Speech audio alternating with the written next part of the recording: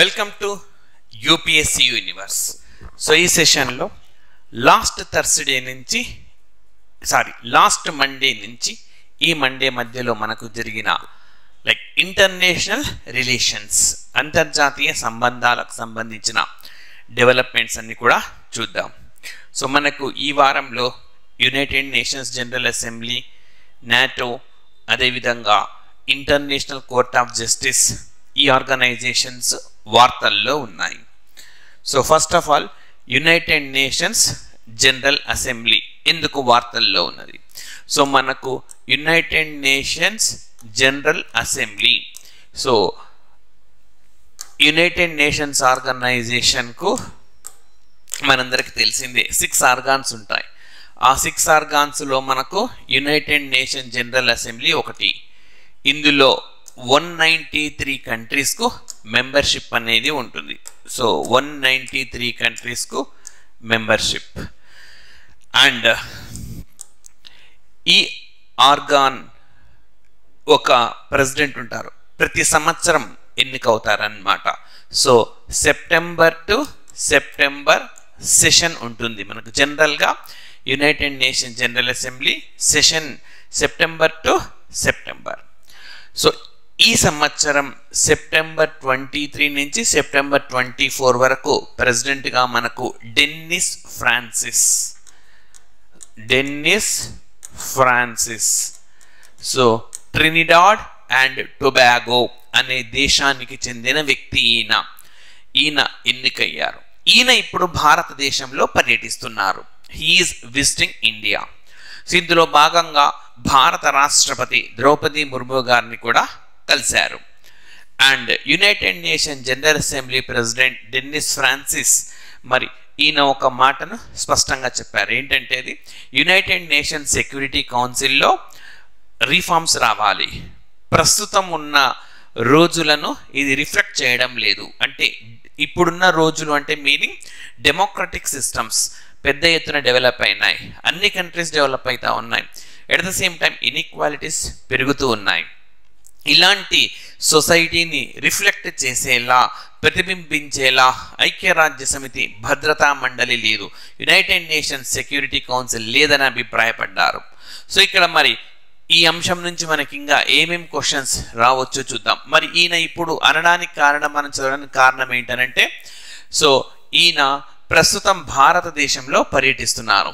United Nation General assembly president Dennis Francis మనకు భారత్లో ప్రస్తుతం పర్యటిస్తున్నారు. 22 నుంచి 26 వరకు ఇండియాలో ఆయన విజిట్ చేసేసారనమాట.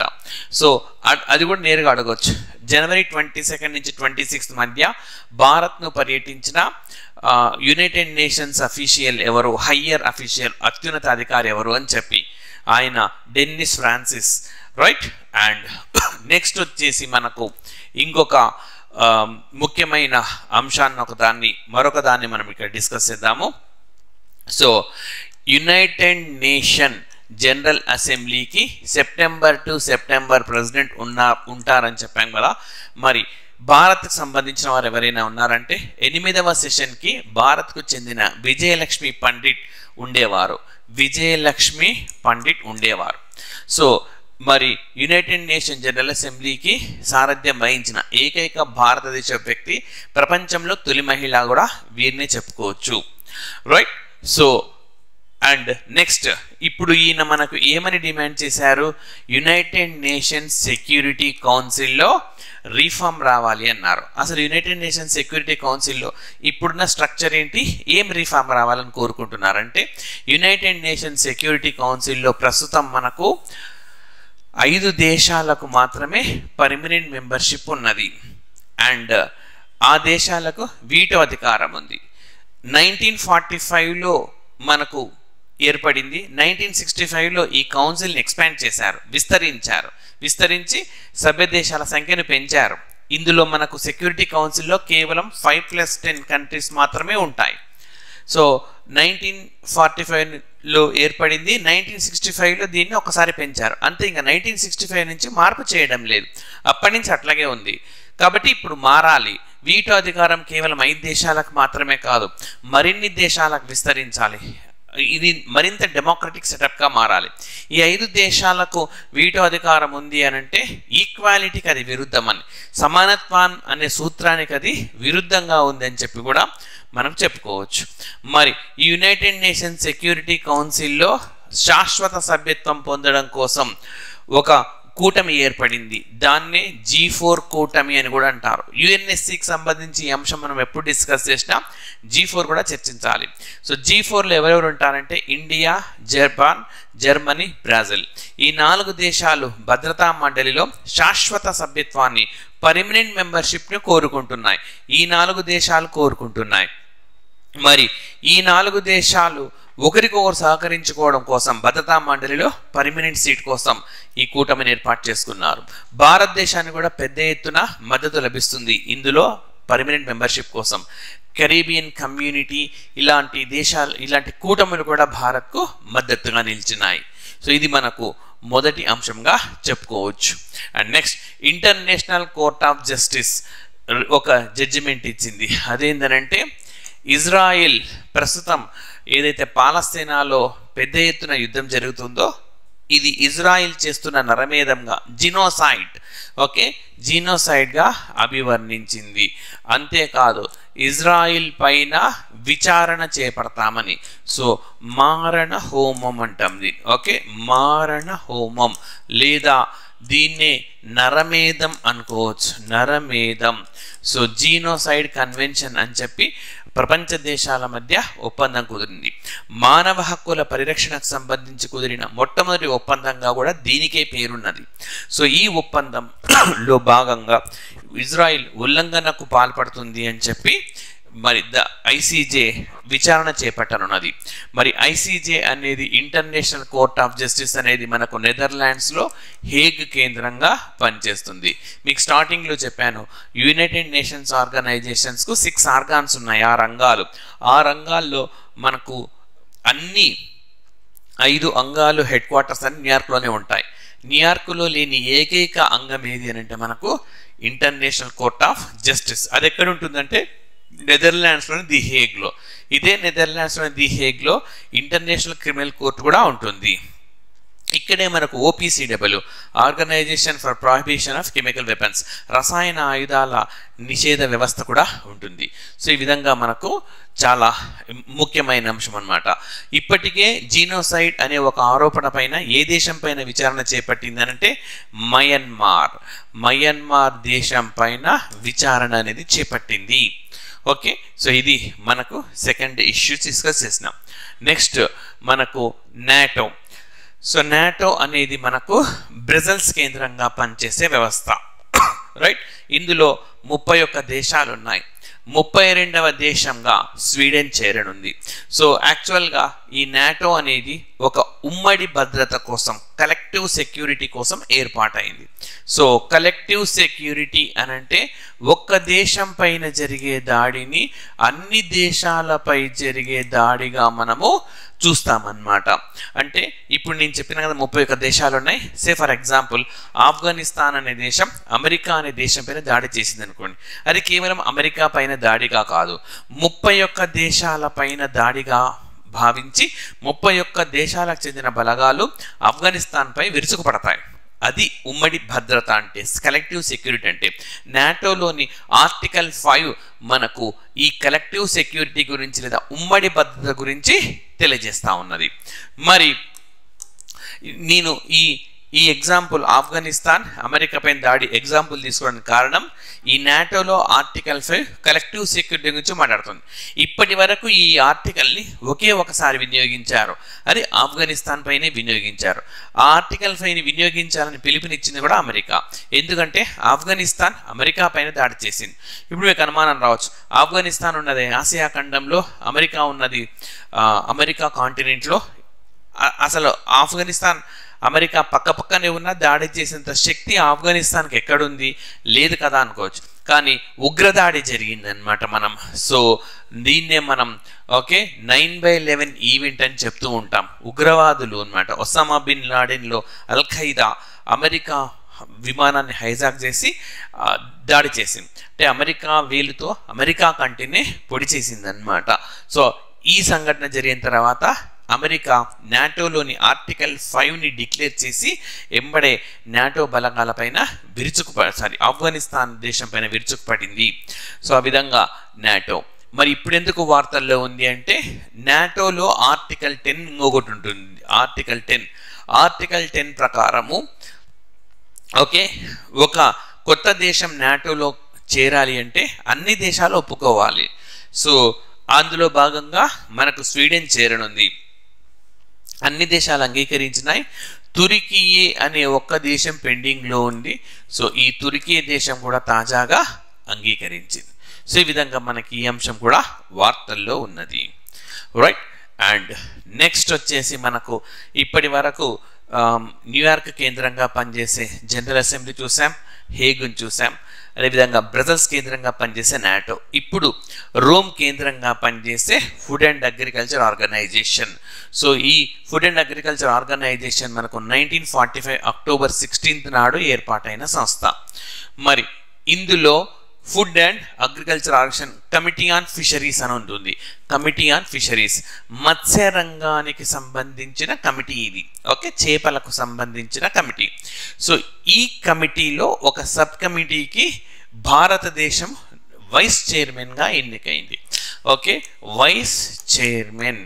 సో మత్స్య రంగానికి సంబంధించిన ఒక కమిటీలో భారత్ వైస్ చైర్మన్ అయ్యింది. సో ఇటలీలో మన ఈ ఎన్నిక నిర్వహించగా భారత్ ఎన్నికైంది. ఇండియన్ ఓషన్ రిమ్ అనే అసోసియేషన్కు వైస్ చైర్మన్గా కూడా భారతదేశం ఉంది. సో ఇంటర్నేషనల్ కాఫీ ఆర్గనైజేషన్లో అయితే చైర్మన్షిప్గా పదవి చేపట్టింది. ఈ విధంగా వివిధ అంతర్జాతీయ సంస్థల్లో చాలా క్రియాశీలక పాత్రని మన భారతదేశం పోషిస్తూ ఉన్నది. అందులో భాగంగా మనకు ఈ రెస్పాన్సిబిలిటీ కూడా దక్కిందని చెప్పుకోవచ్చు. ఓకే, సో ఇది మనకు మరొక అంశము. అండ్ నెక్స్ట్ చూస్తే మనకు G77.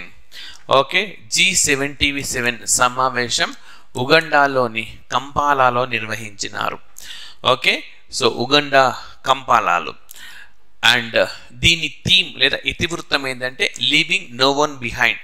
సో ఏ ఒక్కరిని కూడా విస్మరించకుండా మనం అందరినీ కలుపుకొని అభివృద్ధి దిశగా, మెరుగైన పర్యావరణం సాధించే దిశగా, మెరుగైన వృద్ధి సాధించే దిశగా, అసమానతలు లేని ప్రపంచాన్ని ఆవిష్కరించే దిశగా వెళ్ళాలి అని చెప్పుకోవచ్చు అన్నమాట. సో 20 నుంచి 23 వరకు, ఫ్రమ్ 20 to 23 జనవరి వరకు మనకి సమ్మిట్ అనేది జరిగింది. మరి ఇందులో G77 అని అంటే ఇది 1965లో ఎస్టాబ్లిష్ అయిన ఆర్గనైజేషన్. అప్పుడు 77 కంట్రీస్ ఉండినాయి, బట్ ఇప్పుడు కంట్రీ సంఖ్య 134కు వెళ్ళిందన్నమాట. ఓకే, సో మరి ఇది ఏమని డిస్కస్ చేసింది ఆల్రెడీ మీకు చెప్పినాను. పర్యావరణంగా పరంగా ప్రతి దేశము డెవలప్ కావాలా, ఆర్థిక పరంగా డెవలప్ కావాలా, అసమానతలు తగ్గిపోవాలి, అభివృద్ధి ఫలాలు అందరికీ చేరాలి. ఈ విధమైన లక్ష్యాలతో ఇది సమావేశాన్ని నిర్వహించుకున్నది. ఎట్ ద సేమ్ టైం ఈ ఆర్గనైజేషన్ అగ్రదేశాలకు పిలుపునిచ్చిందన్నమాట. మీరు దయచేసి ఉద్గారాలను తగ్గించండి. మీరు ఉద్గారాలను తగ్గిస్తే అభివృద్ధికి దూరంగా ఉన్న లేదా మీడియం మధ్య స్థాయిలో అభివృద్ధి ఉన్న మా దేశాలు డెవలప్ అవుతాయని చెప్పి ఈ పిలుపు కూడా ఇచ్చింది. ఈ విధంగా మనకు G77 అనే ఒక ఆర్గనైజేషన్ కూడా న్యూస్లో ఉన్నది. రైట్. అండ్ నెక్స్ట్ మనకు ఇప్పటిదాకా మనం డిస్కస్ చేసింది ఆర్గనైజేషన్స్. ఇప్పుడు దేశాలుగాన చూస్తే ఆఫ్ఘనిస్తాన్. సో ఆఫ్ఘనిస్తాన్కు భారతదేశం అనేక రూపాల్లో సహాయం చేస్తూ ఉన్నది. ఇప్పటికే ఆఫ్ఘనిస్తాన్కు మనం ఏమందిస్తూ ఉన్నాం? ఆఫ్ఘనిస్తాన్కు మనము గోధుమలు అందిస్తూ ఉన్నాం, వీట్. ఆఫ్ఘనిస్తాన్కు గోధుమలు సప్లై చేయడం కోసం వరల్డ్ ఫుడ్ ప్రోగ్రామ్తో మనం ఒక అగ్రిమెంట్ను కూడా కుదుర్చుకున్నాం. నెక్స్ట్ వచ్చేసి మనం ఇదే ఆఫ్ఘనిస్తాన్కు స్కూల్ పిల్లల కోసం చెన్నపట్న టాయ్స్ కూడా అందిస్తున్నాం. ఈ టాయ్స్తో ఏంటంటే పిల్లలు కాన్సెప్ట్స్ని బాగా నేర్చుకునే అవకాశం ఉంటుంది. ఇంకా మూడోది మనకు తాజాగా లోకస్ట్ అని అంటే మనకు మిడతలు. సో మిడతలే ఏం చేస్తాయి కదా అనుకోవడానికి వీల్లేదు. ఈ మిడతల వల్ల వ్యవసాయ పంటలన్నీ నాశనం అయిపోతాయి. సో వీటిని రక్షించుకోవడం కోసం, మిడతలను నియంత్రించడం కోసం 40,000 లీటర్ల మేర మలాథియాన్ను అందించాలని చెప్పి భారత్ నిర్ణయించింది. నేరుగా అడుగుతారు, ఆఫ్ఘనిస్తాన్కు మలాథియన్ ఎందుకు ఇస్తున్నాం, వేటి నియంత్రణకు లేదా ఈ మిడతల నియంత్రణకు ఆఫ్ఘనిస్తాన్కు ఏ రూపంలో భారత్ సహాయం చేస్తూ ఉంది, ఈ విధంగా మనకు ప్రశ్నలన్నీ కూడా వచ్చే అవకాశము ఉన్నది. Right. And next Tanzania. So మన భారతదేశంలో ఒక ప్రైవేట్ సంస్థ ఉన్నది, centre for science and environment అని చెప్పి. సునీతా నారాయణ్ దీనికి నేతృత్వం వహిస్తున్నారు, మహిళ అన్నమాట, సునీతా నారాయణ్. ఓకే, సునీతా నారాయణ్ అని చెప్పి నేతృత్వం వహిస్తూ ఉన్నారు. సో మనం ఈ లేక్ విక్టోరియా దీన్ని పునరుద్ధరించడానికి సహాయం చేయబోతుంది ఈ సంస్థ. భారత్కు సంబంధించిన ఒక స్వచ్ఛంద సంస్థ ఇది. సో వీళ్ళు సహాయం చేయబోతున్నారు. ఈ లేక్ విక్టోరియా అనేది మరి ఆఫ్రికాలో అతి పొడవైన నదైన నైల్ నదికి ఒక సోర్స్ ఆఫ్ వాటర్ అన్నమాట. సో ఎక్కువ మొత్తంలో నీటిని ఆ నదికి అందించేది ఇదే. సో ఇది Uganda, Rwanda, Kenya, Tanzania, okay okay ఈ దేశాల అన్నింటిలో కూడా దీని పరివాహక ప్రాంతం అనేది ఉన్నది. రైట్. సో అలాంటి లేక్ని, సరస్సుని పునరుద్ధరించడంలో భారత్కు చెందిన centre for science and environment సహాయం చేయనుంది. మరి ఇక్కడ మీకు చెప్పిన సునీతా నారాయణ్ వీరి ఎందుకు వార్తల్లో ఉన్నారంటే, మనకు 2023 చివరిలో నవంబర్లో ఒక యుఏఈలో ఒక సదస్సు జరిగింది, COP28 అంటాం, కాన్ఫరెన్స్ ఆఫ్ పార్టీస్ 28. సో ఈ కాన్ఫరెన్స్ ఆఫ్ పార్టీస్ 28 ఈ సదస్సులో మనకు సునీత ఈ సమావేశపు అధ్యక్షుడికి సలహాదారులుగా భారత్ నుంచి 2 నియామకమయ్యారు. అందులో సునీతా నారాయణ్ కూడా ఒకరన్నమాట. మరొకరు రిలయన్స్ అధినేత ముఖేష్ అంబానీ గారు. Right.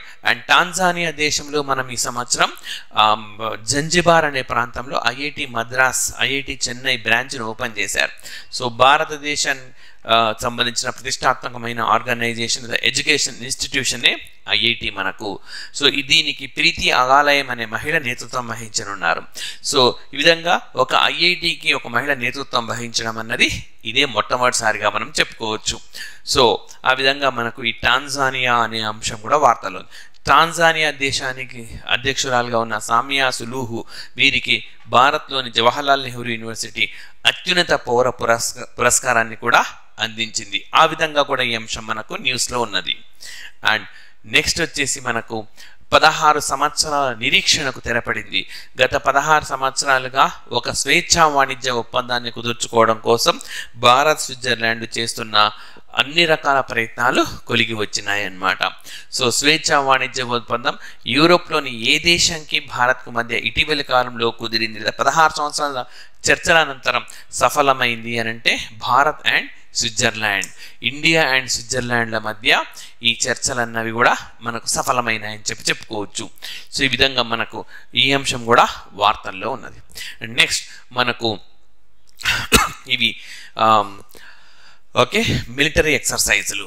So Bharat, France, UAE అంటే ట్రైలేటరల్ 3 దేశాలు కలిసి మనకు ఒక సైనిక విన్యాసాన్ని డెజర్ట్ అనే పేరుతో అరేబియన్ సముద్రంలో నిర్వహించినాయి. సో ఎప్పుడు జరిగింది ఇది అంటే మనకు జనవరి 23న జరిగిందని చెప్పుకోవచ్చు. సో జనవరి 23న ఈ ఏ దేశాలు పాల్గొన్నాయని అడుగుతారు. India, France and United Arab Emirates. Next కన్జార్ అనే పేరుతో మనకు ఇండియా, కిర్జికిస్తాన్ ఏ దేశంతో విన్యాసాలు నిర్వహిస్తుంది అని అడుగుతారు. భారతదేశం కిర్జికిస్తాన్ అనే దేశంతో విన్యాసాలను నిర్వహిస్తుంది. సో భారత్, కిర్జికిస్తాన్లో సంబంధించిన ఉమ్మడి ప్రత్యేక బలగాలు ఇందులో పాల్గొన్నాయి. జాయింట్ స్పెషల్ ఫోర్సెస్ అని అంటాం. సో 22 జనవరి నుంచి 3 ఫిబ్రవరి వరకు ఇవి అంటే ఈరోజు ఇంకా కొనసాగుతూనే ఉంటాయి అన్నమాట. రైట్. అదేమో జనవరి 23 నాడు ముగిసింది. అదే జనవరి 23 నాడు మనం పరాక్రమ్ దివాస్ అని కూడా జరుపుకుంటామన్న సంగతి తెలిసిందే. మరి ఇది ఎక్కడ జరిగిందంటే హిమాచల్ ప్రదేశ్లోని బాక్లో. ఇది ఒక కంటోన్మెంట్ అన్నమాట. ఓకే, కంటోన్మెంట్ బాక్లో అనే ప్లేస్లో ఈ సైనిక విన్యాసం అనేది మనకు నిర్వహించినారు. ఓకే. సో ఈ విధంగా మనకు ఈ లాస్ట్ మండే నుంచి ఈ మండే వరకు ఈ weekly current affairs issues international relations అన్న అంశము ఉన్నది. మరొక అంశంతో నెక్స్ట్ సెషన్లో కలుద్దాం. So thank you very much.